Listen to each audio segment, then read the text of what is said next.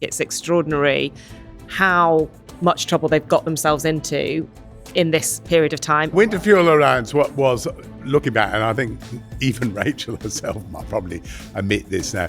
No, it was a tactical disaster. The single biggest disaster. Rachel Reeves and Keir Starmer. Can they be prized apart? Can he sack her if the spending review goes badly? Look, he can sack her. Would Will he sack her? I don't think he will. Looking at Keir Starmer, in a political setting, he is utterly ruthless. So will he sack Rachel Reeves? I think he's still quite loyal to her, but could he? Yes.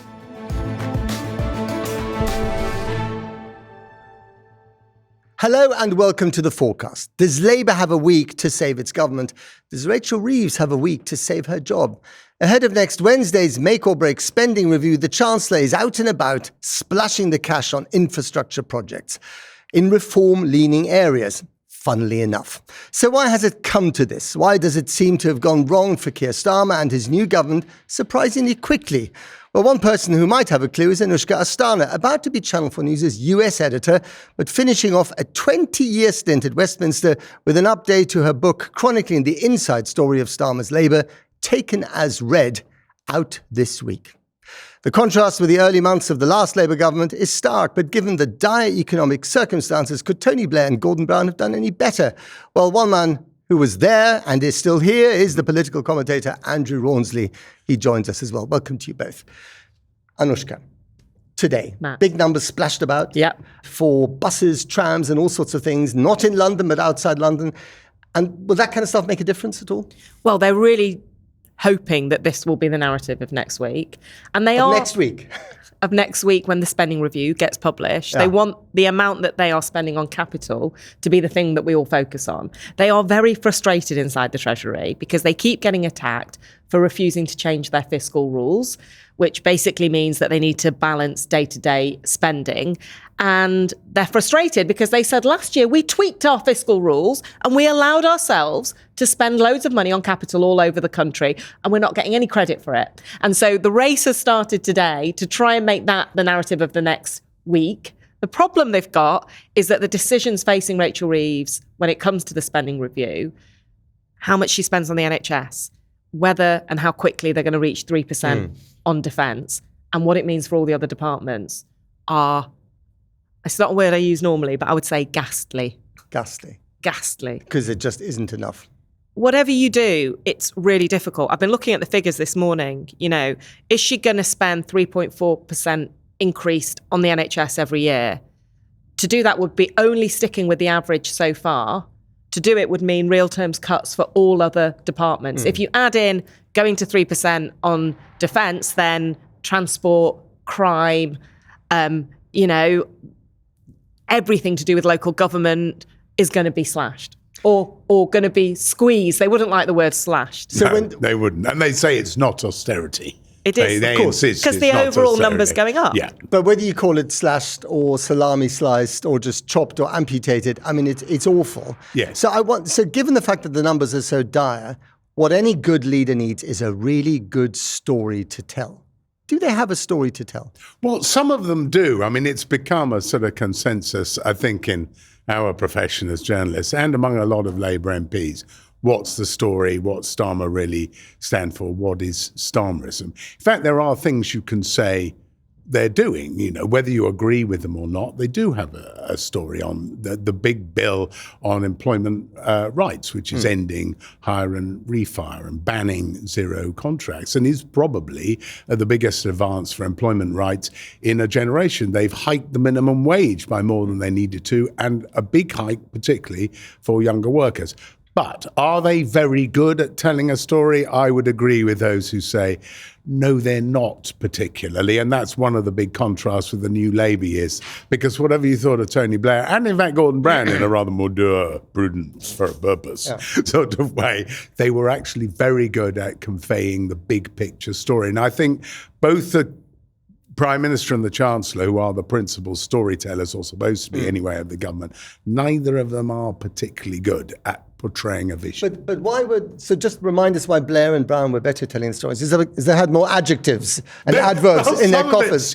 Some of it's just that. It also, to be absolutely fair to this government, you always got to put it in context. They did it is absolutely true. They inherited a pretty awful situation. I mean, compared with when New Labour came to power in 1997, Tony Blair and Gordon Brown inherited a growing economy. The Tories had got thrown out nevertheless for other reasons, but a growing economy, a pretty stable economy, and a much lower national debt than we've got now.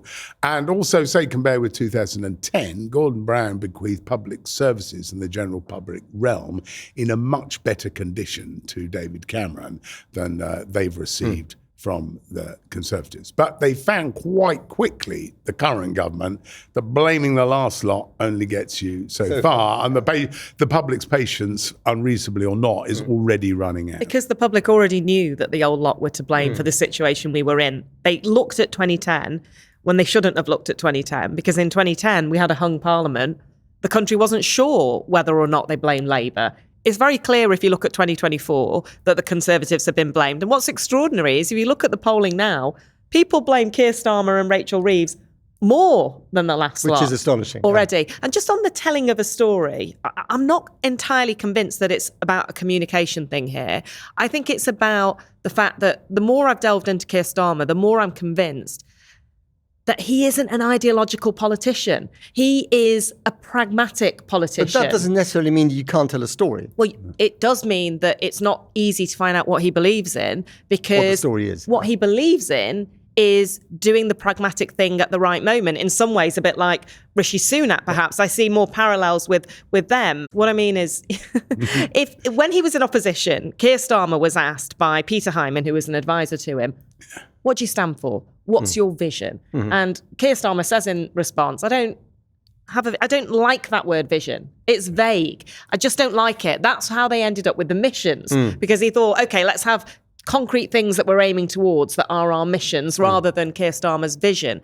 And the reality is, in order to win elections, which has basically been the thing he's been very good at, he won the 2020 leadership. He then won the 2024 general election. Keir Starmer has done what he believes he has to do to win over that electorate. And in 2020, it was to tell them, I support Jeremy Corbyn.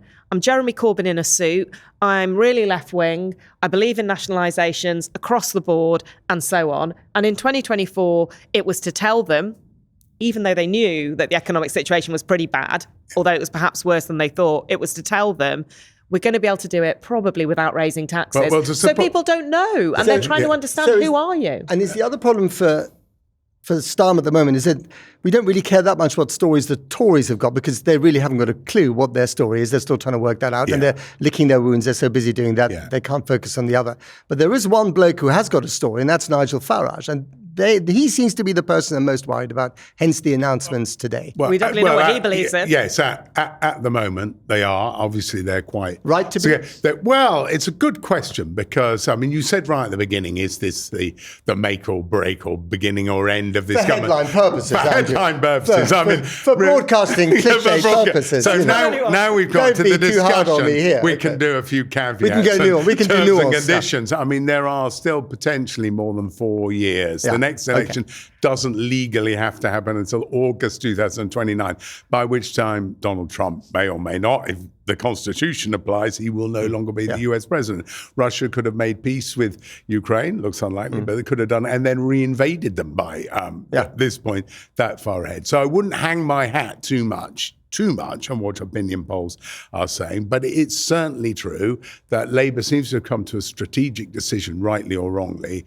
that they want Farage to be their main opponent. So extraordinarily, in some ways, you've got the Prime Minister talking down the Tories, saying they're brain dead, they're heading for oblivion. And now Farage is it's me versus Farage. I think this is based on a calculation. It helps squeeze disillusioned progressive voters back into the Labour column, ultimately, because whatever they think of Starmer, they prefer to have him in number 10 than to have Farage there. I think it's also to sort of instill a bit of fear in the hope that that leads to unity in Labour's own ranks. And also, to be fair, I mean, the day after he became Prime Minister, I think Starmer made a speech saying this is a challenge of our time, radical right-wing populism. And if you look across the rest of Europe, like AfD, Le Pen, all sorts of places, why should Britain be immune from this phenomenon? But if taking on Nigel Farage means taking on some of his language, right? So the island of strangers and all that stuff that we heard a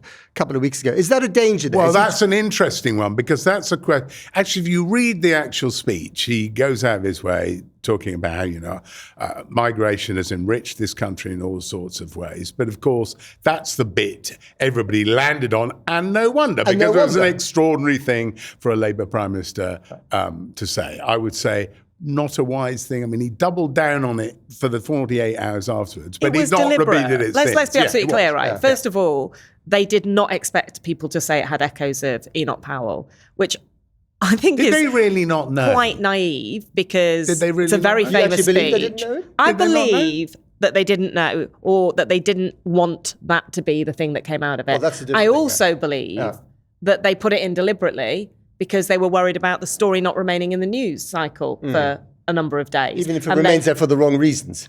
I mean, people told me explicitly, it's there, it's going to stay there. That's why they did it. But I think they are upset, or certainly a lot of people in Downing Street are upset about the idea. And I'll tell you what, Labour MPs, including many who are from ethnic minorities, are distraught about it. Not just upset, distraught about it. And I get it, of course there was lots else in that speech, but obviously you understand what you're doing in those situations. Now, what Labour MPs say to me is, yeah, but we can't have a reformed government next time. So we have to do what we can to stop that. And obviously we need to talk about immigration. That doesn't mean they're happy with the language, but we need to talk. And they're obviously trying to find their way on that at the moment. But he's defined the battlefield. Nigel Farage on that issue has defined the battlefield for the Labour Party. And is that a wise thing to I think the biggest risk here is, obviously there is a problem in terms of the numbers on immigration. Obviously you need to reduce them. But if you look at polls, 85% of people say anything above 100,000 people, net migration is unacceptable. At the moment, we're at over 400,000, with it having halved. I think they could end up as a hostage to fortune. And also, Keir Starmer is talking up an issue and therefore talking up its salience. This is always the problem. I mean, and it's been a problem for years, actually. It was a problem for Conservative leaders as well.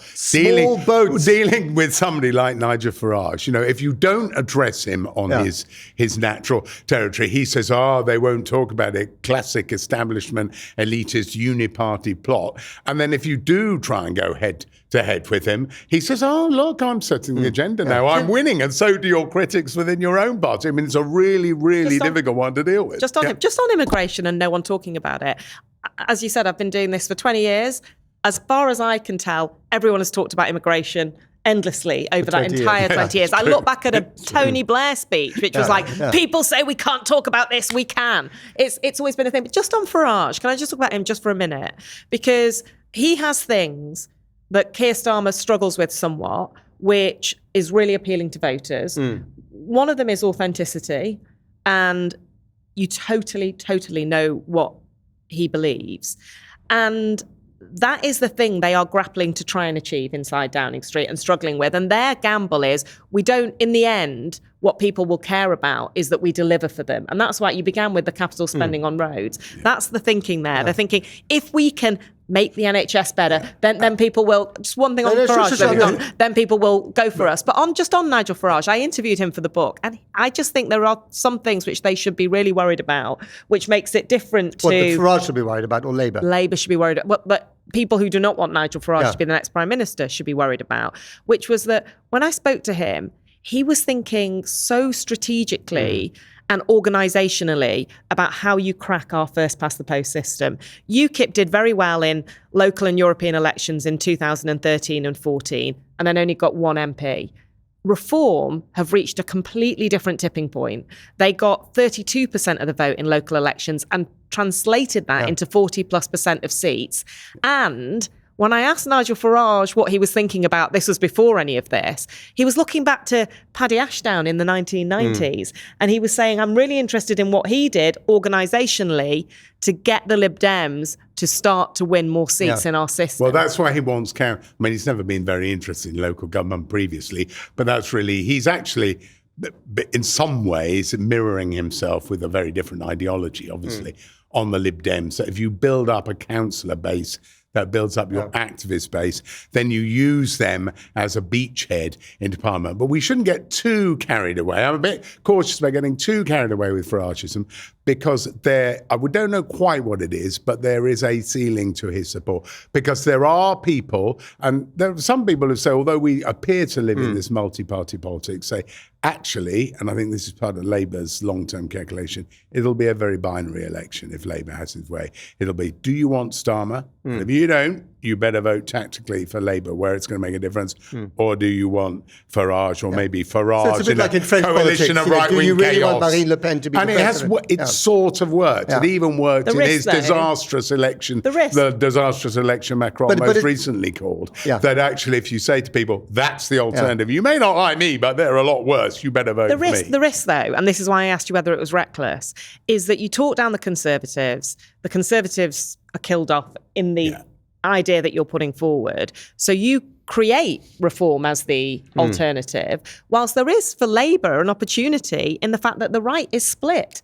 And if the Conservatives remain with some strength, then reform and Conservatives... I don't think they are going to obliterate the Tories in the end. Maybe that is the thing. But this gets back to the starting point of this conversation is, where does their soul reside? So I can't remember a single government that has managed to upset, poor people and rich people. I don't know if that's a recent thing. I mean, if there is such a thing, but it's amazing how they've upset people with tons of money who they then try to win back. We want rich people to invest in Britain, but we just, encourage so many of them to go to Italy or to the United States or elsewhere.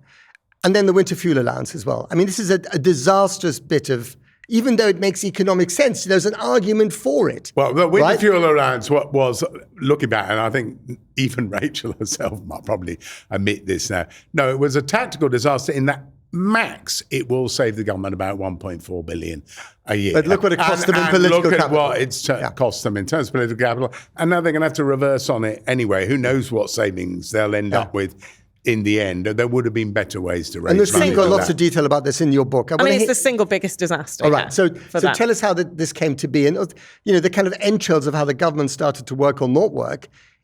Flush with victory in the initial weeks and months is really fascinating. Yeah, so basically Rachel Reeves and her team get into the Treasury on the Friday after the election victory. They're absolutely knackered, as is everyone across government. So many people said to me, this is not a sensible way to go into government, where people basically start running the country on no sleep whatsoever. They get pulled into a room to be shown the full disaster of the economic situation, although I should say sources tell me they were very much offered to be shown that before the election. Rachel Reeves' team say, no, we were only ever told broad brush. Sources say to me, they wanted them in the room. Rachel Reeves herself only went to one access talk. There were many others that she could have attended. So maybe they didn't want to know. Maybe they didn't want to know. Because then when Matt Frei is interviewing Rachel Reeves, and she can honestly say, well, I think it's bad. And then after the election, it's much worse than I thought. I think I actually am less cynical than you on that, Andrew. I think that they took advice apparently from Gordon Brown, who himself said it's not that useful for the Shadow Chancellor to be at loads of access talks. And they were so focused on winning the election that they didn't put enough into planning, so much so that every permanent secretary met in Ditchley Park in the Easter of 2024 to discuss how the access talks were going on. And the overwhelming conclusion was they were wholly underprepared for government. They did have quite a lot of time in opposition to think about what they would do, and the opinion polls were pointing in one direction. No, it's true, and opinion polls saying you're going to become the government. So what was they doing? It's a terrible mistake. I mean, those in there would blame Sue Gray, who had been brought in. They would say to prepare for government. Who appointed her allies, Sue Gray? We'll come to that. But her allies would suggest that she wasn't able to actually focus them in on it because they were so obsessed with winning and getting over the line that they weren't willing to do the preparatory. Their attitude was similar to the 2020 Labour leadership. We need to win, and then we'll fix the country. We need to win, then we'll fix the party. But no obviously, one say to them, guys, you're going to win this election, but not because you're necessarily winning, because that lot that are currently in power are really good at losing. In hindsight, I definitely think they would have won if they'd been a bit more honest about some of the decisions they were about to make. But I think that is easy with hindsight. And I think at the time, they genuinely believed that it would massively reduce their majority. And if it did, they would have a lot less political stability when they came into power. So their gamble was, we want political stability. That the thing that has happened is they've lost public trust. But on winter fuel, they're brought into a room. Apparently they're sitting there and the marching band is going past outside, preparing for the state opening of Parliament in Rachel Reeves' office. Where there are only urinals, apparently. There's a urinal, yeah. So that was an interesting detail. Because they just assumed that no woman would ever have that job. Chancellors have only ever been men, and there is a moment where they're all stood around the urinal it's still there, laughing. though, isn't it? Yeah, I think they just span and she wanted to get rid of it, but they kept it in the end. Above it's it, probably a aside of it. protected or a listed urinal. ready for the next man who takes over. Hey? I obviously not suggesting that's what will happen. Not for one second. And they're told this is the situation. Things are dire, and actually the markets need a signal that there's going to be stability. Here are the options of things you can do. And on that card was take away winter fuel payments, which lots of civil servants have wanted to do for a long time. On it was also get rid of free school meals for infant-aged children, which I think the attitude was, no way, we can't do that, maybe post Marcus Rashford and so on. There were things like cut all the non-core budget from schools, so sports, music and so on. On the list, they thought the least bad thing was to do winter fuel. And as you say, there is a principal argument that millionaires shouldn't be getting this. The problem was never the principle, it was the execution, because the means test was terrible. And actually, from what I've heard, Rachel Reeves tells the Welfare Secretary, Liz Kendall, only the weekend before that this is happening. And letters are coming in from Liz Kendall warning there are going to be worthy pensioners who lose out here. So it was known that this was going to be a problem, but they thought it was too expensive to do any other means test. I think the other interesting thing about this whole thing is how disengaged Number 10. I mean, my sort of specialist area of New Labour, Tony Blair and Gordon Brown had constant battles with Gordon, often concealing things from Tony till the last minute on the grounds that Number 10 would leak them or object. But Tony Blair was at least quite interested in what was going on. I think Keir Starmer made an almost deliberate decision, and some people find this admirable. Rachel Reeves is the Chancellor, and broadly she should be allowed to get on with it, but a more political Number 10 of that period and a more politically engaged Prime Minister would surely have said, hold on a minute, is this a very good idea? It was dysfunctional because they had this situation where you had Sue Gray as Chief of Staff, Morgan McSweeney as Chief Political Advisor. The political team, I don't think, knew about this until the last minute. But extraordinarily, someone told me the only thing Keir Starmer was shown was the scorecard, and he nodded it through. But does it come back to one? Sorry, does it come back to one fundamental problem with Keir Starmer? Is that he's smart. That's what everyone tells me. He's got integrity. That's what everyone, even the people who don't like him, say. He's not a political animal.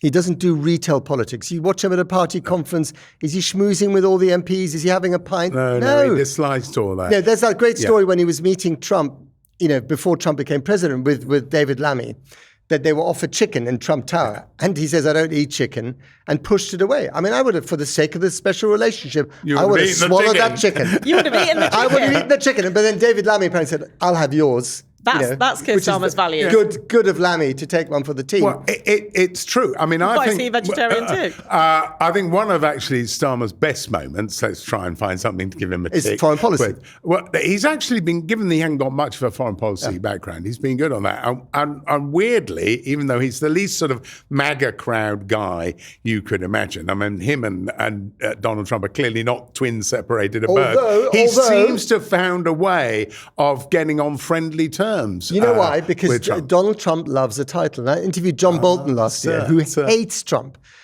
with a passion. Yeah. What he did say is that he really likes Keir Starmer, although he did call him Keith for quite a long time, because he's a sir. Oh, yeah. And I thought, are you kidding me, right? He said, no, it's true. He's a sir, and Trump loves a title. And he won. He loves and he won a big majority. And he's a winner. Likes a winner as well. Well, apparently there's this phone call between them.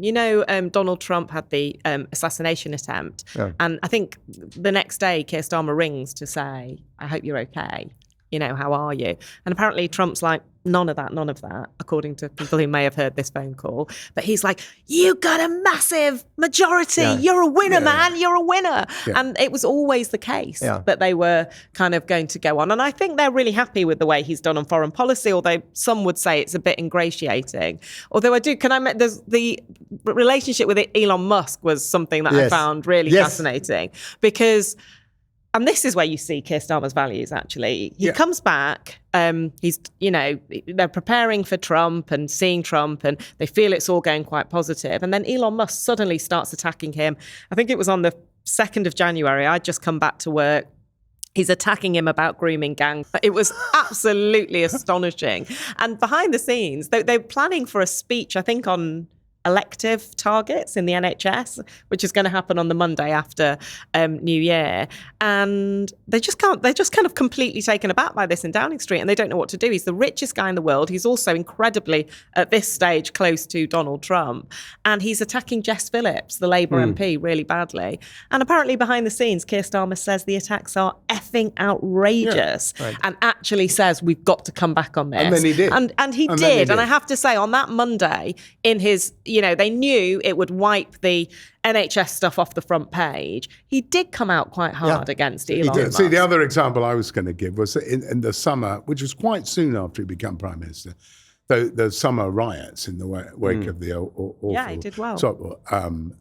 Murders. He did very well because I think he'd sort of been there before as DPP, similar disorder. He sort of knew how to respond. He was very tough. He thought we've got to get a grip on this and very quickly because he was in a natural element. Other areas where he's not sure what instinctively he thinks, which means the rest of the machine can't say, what does the Prime Minister think, and we'll work towards that. We better wait until we hear from number 10 what he wants to do. And the other thing I would say, where your point, Matt, he's not very political. He can be, but when he U-turns, it's excruciatingly slowly. Just going back to Winterfield again. Once you've decided you're going to U-turn, you have to be quick and clean about it. You say which pensioners are going to get it back and are they going to get it back this winter, rather than say, well, okay, we're going to have another look at it, but I can't quite tell you what we're going to do yet, because then you're still looking a bit floundery. Also, by the way, they thought about U-turning in the summer, last summer in August, so not long after they'd done it. And someone who was in there described it to me like a hurricane in Downing Street. They were so worried about it. And they had all these meetings. And apparently the view was, especially from the Treasury, we cannot U-turn on this because it'll look like we will flex on any pressure. And the attitude that was described to me by someone as basically like fight, fight, fight. And they even described Rachel Reeves going to see MPs. Yes. They called her a boxer in the ring. And someone said to me, even more recently, not long before they were starting to decide to U-turn, you can't U-turn on a decision like that. This obsession about clarity and not U-turning, I think is completely overrated by politicians. I want to end on a couple of quick-fire questions. Rachel Reeves and Keir Starmer. Can they be prized apart? Can he sack her if the spending review goes badly? Look, he can sack her. Would he sack her? I don't think he will. Because? because they're lashed to the same mast. Broadly, her economic policy is his economic policy. And B, who would he appoint who would actually run a different policy? I mean, any of the names bruited about, like Pat McFadden, would broadly run the same policy, partly because actually, they are walking quite a narrow path between, I know they got lots of angry voters, but they've also got pretty angsty markets. And the yield on a 10-year UK gilt is currently higher than it was during the Liz Truss madness for slightly different reasons. But whenever they don't sweat, they're sweating for a reason, and they have fiscal rules for a reason. Anushka, the spending review, can it make a big difference? Can it, in theory, make a big difference next week on the positive side and the negative side? Well, if they can get their narrative going about the amount of capital spending, they will hope that it can. But I do think the decisions they're going to have to make are incredibly difficult. The thing I think they're not going to back down on, but I think it's a problem for them, is the welfare changes. I've spent a lot of time around the country talking to people about those. They think they're popular with reform voters. I was in Hartlepool the other week talking to the local MP who's going to vote against them, quite loyal, but going to vote against them in part because they've just had a by-election in a council seat, safe Labour area, lost to reform, and they said welfare was coming up continuously on the doorstep. This is called the Forecast, so we do some forecasting here at your peril. Andrew Rawnsley, will Keir Starmer fight the next British election as Prime Minister? Well, in so much as one can make any of these predictions so far out, yes. At the moment, I'd say yes, he will. What about you? I think more likely than not he will. He's got a massive majority. They don't do regicide, as somebody said the other day, in the Labour Party very often. And they won't discover the joys of it. Interestingly, I was getting messages today from MPs saying Wes Streeting is definitely charming them all a huge amount. Wait, is that news? I mean, come on. But in a quite active way. Look, really? I don't think it's likely that he doesn't fight the next election, but I do think it's extraordinary how much trouble they've got themselves into in this period of time. It is incredibly hard because of the economic situation. Some would argue there are things they can do to make it easier, but there have been missteps. But just very finally, the other big thing I discovered not discovered, but you may know as well about looking at Keir Starmer, he is, as on a personal level, his friends tell me he's completely unruthless. He's a lovely guy. In a political setting, he is utterly ruthless at every single stage. So will he sack Rachel Reeves? I think he's still quite loyal to her, to the frustration of some colleagues around him. But could he? Yes. Anushka Asthana, our new Washington US editor. Welcome to the Madhouse. Thank you. Andrew Rawnsley, welcome back to the Madhouse. Thank you very much. That was fascinating stuff. That's it from this edition of the Forecast. See you next time. Goodbye.